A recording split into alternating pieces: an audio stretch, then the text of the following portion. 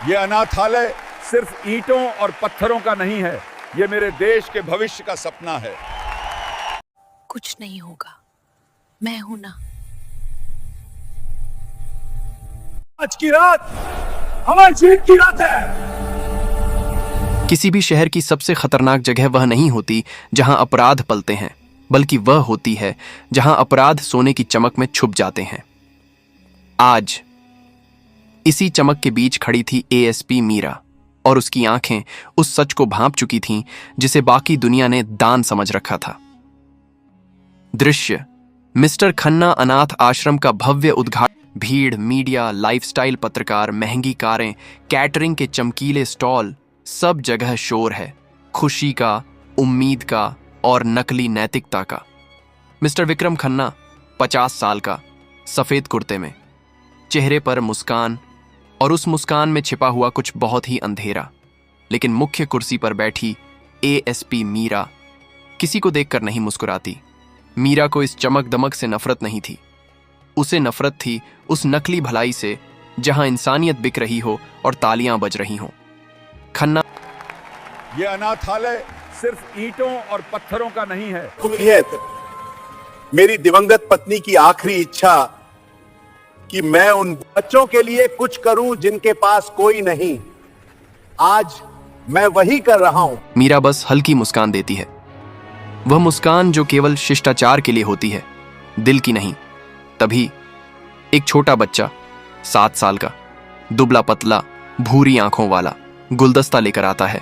वह मीरा को फूल देता है और चुपके से उसके हाथ में एक मुड़ा हुआ कागज थमा देता है। मीरा हल्का चौंकती है। बच्चा बिना कुछ बोले चला जाता है। नोट में लिखा है। मीरा धीरे धीरे कागज खोलती है। कागज पर कांपती लिखावट, एएसपी मैम, हमें बचाओ, यह आश्रम जेल है, नरक है। रात को पीछे वाला दरवाजा खुलता है, वहीं सच है। मीरा की सांस रुक जाती है। उस नोट ने एक ऐसे तूफान का दरवाजा खोल दिया था जो सिर्फ बच्चों का नहीं, पूरे शहर का भविष्य बदलने वाला था। मीरा खन्ना की ओर देखती है। वह दूर मंच पर किसी मंत्री से हंसी मजाक कर रहा है, मानो इस दुनिया में सबसे पवित्र आदमी वही हो। मीरा की आंखें खून की तरह लाल हो जाती हैं।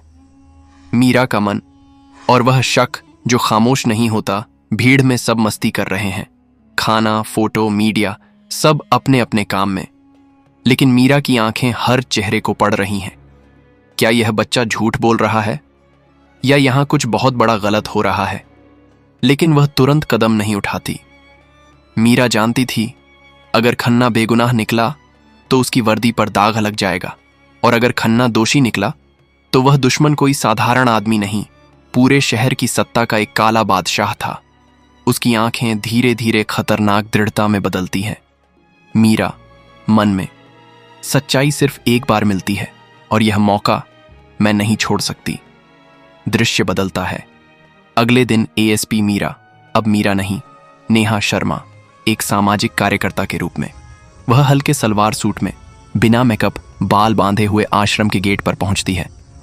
गेट पर लिखा है, बच्चों के लिए स्वर्ग, मिस्टर खन्ना अनाथ आश्रम। मीरा उस बोर्ड को ऐसे देखती है मानो वह बोर्ड चीख चीख कर कह रहा हो, सच अंदर बंद है। अंदर प्रवेश करते ही उसकी मुलाकात होती है मिस्टर दयाल से। 40 साल का, सख्त चेहरा, आंखों में शक के कांटे, चाल में डराने वाली ठंडक। तो आप बच्चों के साथ काम करना चाहती हैं? मैं पट्टी से जुटी हूँ, बच्चों के बीच रहकर उनकी मदद करना चाहती हूँ। यहाँ काम आसान नहीं है, ये बच्चे बिगड़े हुए हैं। तूने संवेदना कड़ी हुआ है, आपको सच्चीवार से काम लेना होगा। मीरा अंदर ही अंदर उबलती है। बिगड़े हुए बच्चे नहीं होते, बिगड़े हुए होते हैं। लेकिन बाहर से मुस्कुराती है। मीरा, अनुशासन जरूरी है सर, मैं समझती हूं। दयाल उसे जांचता है और एक नोटबुक बंद करके कहता है, ठीक है, आज से आप होटल सी की इंचाकन हैं, और याद रखना रात 10 बजे के बाद बाहर कोई नहीं निकलेंगे, ना बच्चे ना आप। मीरा शांत मुस्कान देती है, लेकिन अंदर उसका दिमाग बिजली की गति से चल रहा है। मैं समझ चुकी थी, सच रात में ही बाहर आता है, और रात अब ज्यादा दूर नहीं थी। रात 1 बजे कहीं दूर से रोते बच्चों की हल्की आवाज सुनाई देती है। मीरा चप्पल हाथ में पकड़े धीरे धीरे हॉस्टल सी के पीछे वाले हिस्से में पहुंचती है। हवा ठंडी है, लेकिन मीरा की दिल की धड़कन गर्म लावा की तरह दौड़ रही है। पीछे वाला दरवाजा वही जिसका जिक्र नोट में था। अगर यह खुला तो सच बाहर आएगा, अगर यह बंद रहा तो सवाल और गहरे होंगे। और फिर उसे दिखता है लोहे का भारी दरवाजा, बड़ा ताला और उसके आसपास अजीब सा तेल का दाग। जय तेल का दाग, जैसे अक्सर खुलता बंद होता हो। तभी पैरों की आवाज, दो आदमी, भारी कदम, अंधेरे में मफलर में छुपे चेहरे। मीरा छिप जाती है। वे आदमी ताला खोलते हैं, दरवाजा खुलता है। मीरा छेद से झांकती है और जो वह देखती है उसकी सांस टूट जाती है। अंदर बच्चे नहीं थे, अंदर था हजारों बक्से, सफेद सील वाले, कोड नंबर वाले, शिपमेंट के मार्क लगे हुए। ये बच्चों के लिए रखा सामान नहीं था, ये था मिंटेड A++ क्वालिटी, ड्रग्स की कोड भाषा। दूसरे बक्सों पर लिखा M19 पार्ट्स, हथियारों की अंतर्राष्ट्रीय शिपमेंट का कोड। मीरा की आंखें आग बन जाती हैं। सच सामने था। ये आश्रम नहीं था, ये एक इंटरनेशनल डार्क बिजनेस का अड्डा था और बच्चे सिर्फ ढाल थे। आदमी बक्से उठाकर आगे ले जाते हैं। दरवाजा बंद हो जाता है। मीरा ठंडे पत्थर पर बैठे बैठे फुसफुसाती है। मीरा मन में, विक्रम खन्ना, ये खेल अब तेरे बस का नहीं रहा। अंडरकवर होना आसान नहीं होता, वर्दी उतारने से सिर्फ कपड़े बदलते हैं, दुश्मन नहीं। और आज मीरा का दुश्मन सिर्फ इंसान नहीं, एक पूरा साम्राज्य था। सूरज की हल्की रोशनी बच्चों के चेहरे पर पड़ती है। लॉन में 20-25 बच्चे खेल रहे हैं, लेकिन उनकी हंसी नकली है। उनकी आंखों में कोई चमक नहीं, सिर्फ डर। मीरा दूर खड़ी होकर उन्हें देख रही है। एक बच्ची करीब 8 साल की आहिस्ता से उसके पास आती है। बच्ची धीरे, वो तुमने दीदी, दिया था? आपने नोट पढ़ा था ना? मीरा चौंकती है। मीरा, वो तुमने दिया था?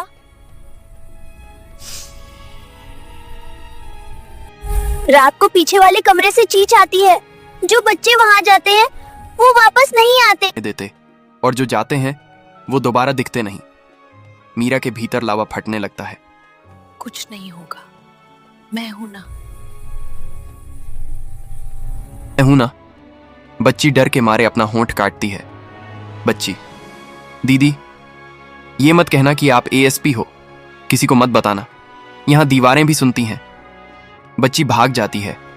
मीरा उसे जाते हुए देखती है। मैं जानती थी अब खेल शुरू हो चुका है, लेकिन खेलने वाला सिर्फ मैं नहीं थी, मेरे खिलाफ पूरा गिरोह था। अगले कुछ दिनों में मीरा हर कदम पर सावधानी बरतती है। हर कमरे का नक्शा अपने दिमाग में बनाती है, हर गार्ड के शेड्यूल को याद करती है, हर बच्चे से बात करती है, लेकिन सबसे महत्वपूर्ण, वह छोटे छोटे सबूत जुटाती है।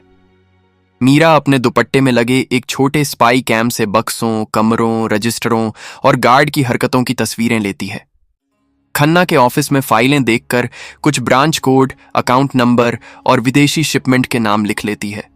मीरा बच्चों से चुपचाप बात करके अलग अलग कहानियों का मिलान करती है। हर बच्चा, हर शब्द, हर डर एक ही दिशा में इशारा करता है।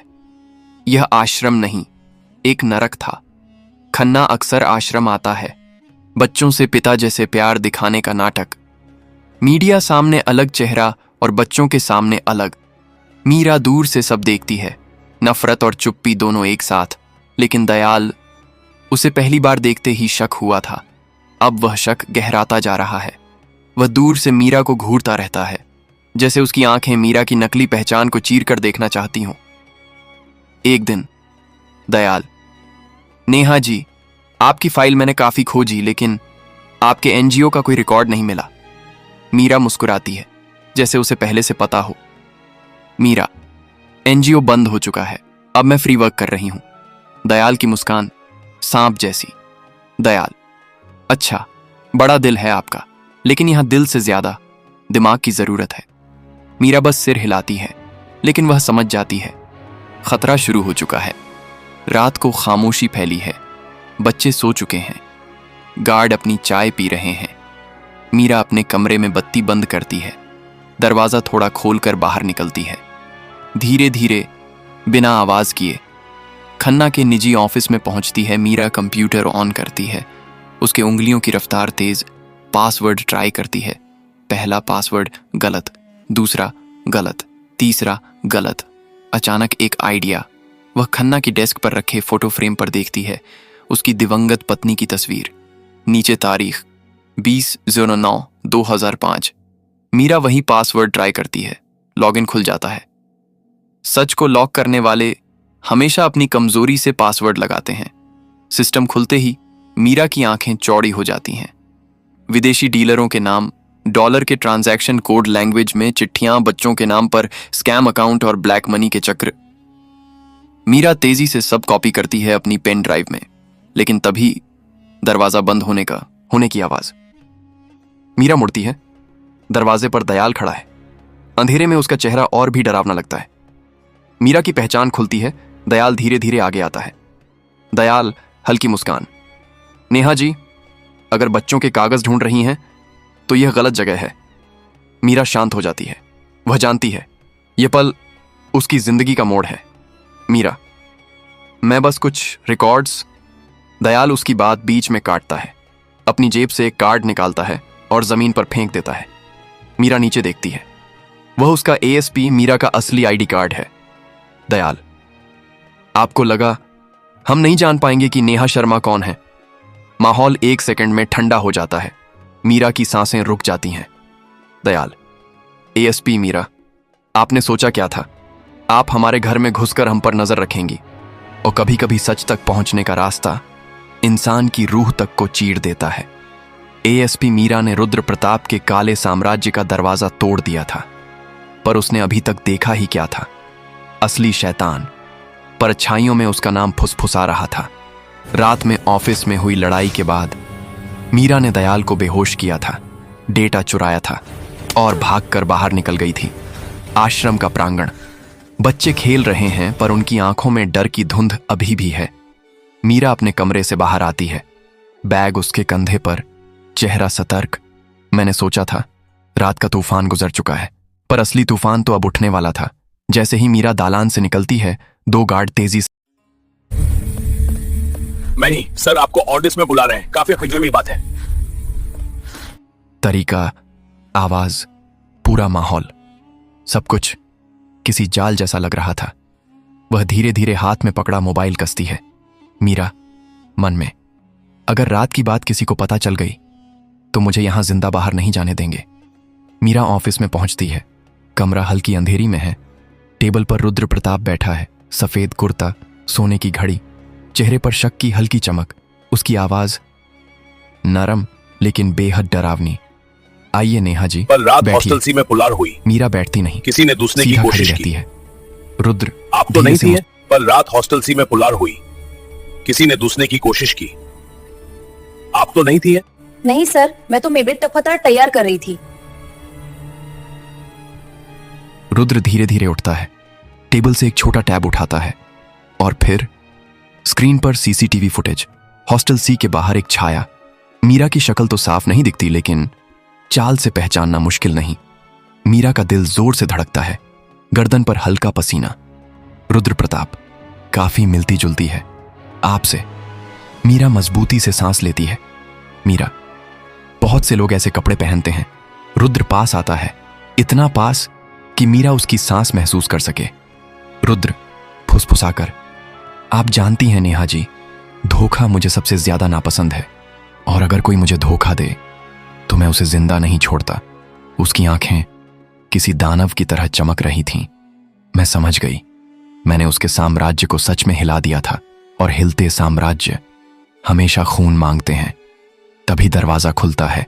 दयाल अंदर आता है। मीरा सन्न। वह उम्मीद कर रही थी दयाल अभी भी बेहोश होगा, पर दयाल पूरी तरह नॉर्मल, मुस्कुराता हुआ अंदर आता है। दयाल, सर, पूरी रात मैंने सारी सीसीटीवी फुटेज चेक की, कुछ भी संदिग्ध नहीं मिला। मीरा अंदर से चीख जाना चाहती थी, यह कैसे हो सकता है, पर वह शांत खड़ी रहती है। रुद्र धीमी आवाज में, देखा नेहा जी, मैं अपने लोगों पर बहुत भरोसा करता हूं। मीरा के सामने अब सिर्फ 2 रास्ते बचे थे, या तो अपनी पहचान खुद उजागर कर दे, या अपनी मौत का सामान खुद तैयार कर दे। ऑफिस से बाहर निकलते ही दयाल मीरा के पीछे आता है। दयाल धीरे से, मैडम हमें बात करनी है। मीरा तुरंत सतर्क, मीरा मैडम नहीं, नेहा, यही कहते हो तो अच्छी बात है। दयाल एक कोने में उसे ले जाता है जहां कोई नहीं है। उसकी आवाज टूट रही थी। दयाल, कल रात आप मुझे मारे बिना भी जा सकती थी, पर आपने मुझे सिर्फ बेहोश किया। क्यों? मीरा कुछ नहीं बोलती। दयाल, क्योंकि आप वैसी नहीं हैं जैसे सर के बाकी लोग। मीरा एक पल रुकती है। उसकी आंखों में पहली बार दयाल के चेहरे पर इंसानियत दिखती है। दयाल गहरी सांस लेते हुए, मैंने नौकरी पैसों के लिए ली थी, पर यह काम, यह धंधा, बच्चों को ढाल की तरह इस्तेमाल करना, मैं हर दिन मर रहा हूं। मीरा चौंक जाती है। उसने उम्मीद नहीं की थी कि दयाल उसके लिए मददगार बन सकता है। दयाल, आप जो भी हो, जो भी करना चाहती हो, मुझे बाहर निकाल दो। दिन भी नहीं बचे पैसे। मेरी बहन अस्पताल में है। मीरा की आंखें मेरे पास नरम दो पड़ती थी। हैं। मीरा, अगर तुम सच में मदद करना चाहते हो तो मुझे वो सब बताना होगा जो तुमने छुपाया है। दयाल आसपास देखता है, फिर धीरे से फुसफुसाता है। दयाल, सर आज रात एक बड़ा शिपमेंट भेजने वाले हैं। विदेशी लोग आएंगे, यहां के अंडरग्राउंड चैम्बर में मीटिंग होगी और उन बच्चों में से 5 को भी भेजने की तैयारी है। मीरा की आंखें जल उठती हैं। मीरा मन में, ये राक्षस बच्चों का कारोबार करता है। दयाल कांपती आवाज में कहता है, दयाल, अगर यह मीटिंग रुक गई तो सर मुझे जिंदा नहीं छोड़ेंगे। मीरा उसे देखती है, धीरे से अपना हाथ आगे बढ़ाती है। मीरा, आज रात कुछ खत्म होगा, या तो यह साम्राज्य या मैं। दयाल का चेहरा डर और उम्मीद के बीच झूलता रहता है। रात होते ही मीरा चुपचाप हॉस्टल सी के पिछले हिस्से में जाती है।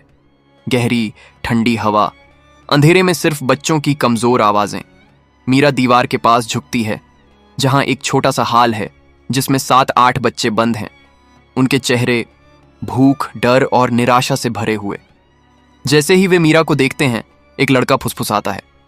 लड़का, दीदी आज रात हमें ले जाने वाले हैं, दयाल अंकल ने बताया था।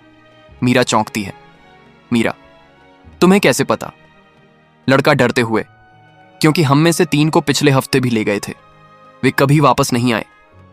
मीरा के पैरों के नीचे से जमीन खिसक जाती है। कुछ सच इंसान की हड्डियों तक को जमा देते हैं। यह सिर्फ पैसों का खेल नहीं था, यह बच्चों की जिंदगी का सौदा था। मीरा उन बच्चों को धीरे से आश्वासन देती है, मीरा, आज रात कोई नहीं जाएगा, मैं वादा करती हूं। लड़की डरते हुए फुसफुसाती है, लड़की, पर दीदी, अगर खन्ना को पता चला तो वह आपको भी नहीं छोड़ेगा। मीरा मुस्कुराती है, एक बेहद दर्द भरी मुस्कान। मीरा, बेटा, मैं डरने नहीं, लड़ने आई हूं। मीरा ऊपर से यह सब देख रही है, गुप्त रास्ते से जो दयाल ने दिखाया था। रुद्र की आवाज गूंजती है, रुद्र, आज की रात हमारी जीत की रात है। कल सुबह तक हम खड़े होंगे दुनिया के सबसे बड़े नेटवर्क के साथ। भीड़ हंसती है। फिर अचानक रुद्र गंभीर हो जाता है। रुद्र, लेकिन हमारे बीच कोई गद्दार है। मीरा का दिल थम जाता है। रुद्र, किसी ने कल रात यहां घुसने की कोशिश की, किसी ने सीसीटीवी में छेड़छाड़ की और किसी ने मेरे कंप्यूटर से डेटा कॉपी किया। सन्नाटा। फिर रुद्र, दयाल आगे आओ। दयाल कांपता हुआ आगे आता है। मीरा ऊपर से सब देख रही है, सांस रुकी हुई। रुद्र उसकी आंखों में देखते हुए पूछता है, रुद्र, तुम्हें मौका दिया था, कुछ कहना है? दयाल की आंखें भर आती हैं। दयाल, सर वो मैं नहीं था। रुद्र, मैंने कब कहा कि मैं तुम पर शक कर रहा हूं? दयाल चौंक कर ऊपर देखता है। रुद्र, मैं तो जानता हूं चोर कौन है। रुद्र धीरे धीरे सीधे ऊपर की तरफ देखने लगता है, जहां मीरा छिपी हुई खड़ी है। मीरा के हाथ कांप जाते हैं। खेल खत्म हो चुका था। अब या तो मैं उसे गिराती या वह मुझे भूसे की तरह उड़ा देता। रुद्र हाथ उठाता है, अपनी बंदूक निकालता है।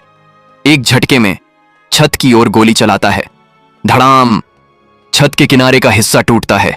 मीरा नीचे कूदती है। सारे गुंडे हथियार निकाल लेते हैं। मीरा भागकर एक स्तंभ के पीछे छिपती है। उसके दिल की धड़कन इतनी तेज जैसे युद्ध के ढोल बज रहे हों। रुद्र चिल्लाते हुए, एएसपी मीरा, मैं जानता था तुम पुलिस ही हो, आज यहीं खत्म हो जाओगी।